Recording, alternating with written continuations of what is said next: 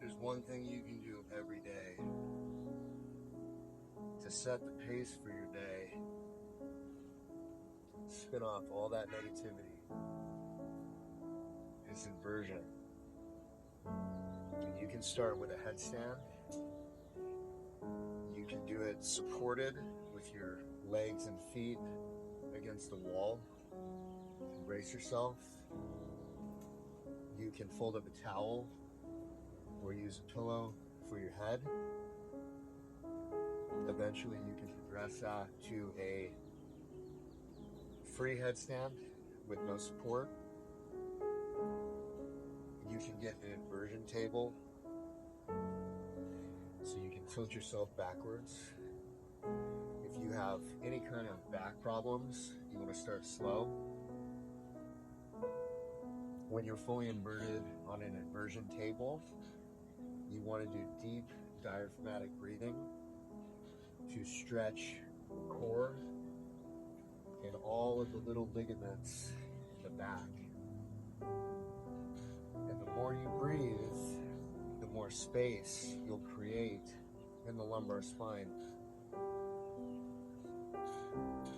The next progression would be gravity boots on a pull-up bar. Obviously, you need to have enough strength to get up and to get yourself off the bar. Gravity boots do have a safety mechanism. It's a plastic bar that goes behind the calf, and so you can reach up and grab that as a handle and then grab the pull-up bar to pull yourself off. Inversion's been around a long time, and it just feels so good to stretch everything out, clear the mind. Your back is going to pop and crack.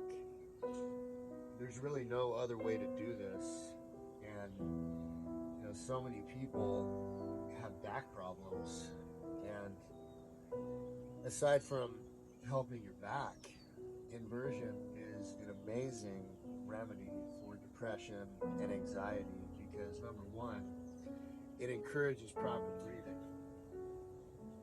because you're stretching out the diaphragm, you're lengthening the spine, and you're increasing blood flow to the brain. And that also helps with something called hippocampal neurogenesis, which is something Paul Stamets talks about in Fantastic Fungi, the documentary on mushrooms. There's a lot of amazing over-the-counter mushrooms like turkey tail, cordyceps, and lion's mane that help with neuroplasticity and brain health. And then you look at spinning. And spinning has unbelievable benefits. We talked about something called rotary vestibular input, which is essentially, picture sitting in an office chair, just spinning in circles. A lot of people talk about getting back in touch with the inner child. And when you look at kids, little kids love to spin around and around and around until they fall down. And they're laughing hysterically because I think it is human nature to want to alter consciousness. And there's also something interesting about the vestibules in the ear because the vestibules in the ear are responsible for balance and coordination and spatial awareness. And so when we spin, we balance the vestibules in the ear, and that creates a calming effect that's actually been used as a therapy for kids with ADHD and autism. And I'm not saying it's a cure, this is not medical advice, but I believe in holistic remedies to overcome so many of these problems that are plaguing us as a society. And this is by far the best thing I've done to just unwind the mind and unchain the brain, stretch out the spine, clear the mind. It just sets the pace for the day. It's kind of like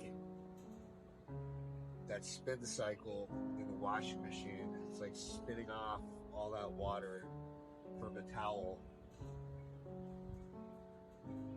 Then it dries it, you dry it out, you get a fresh start, you can absorb more, you spin off all the bullshit.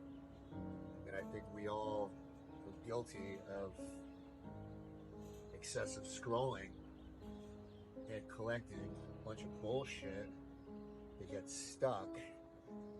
And I think that spinning is a way to just get rid of all that shit.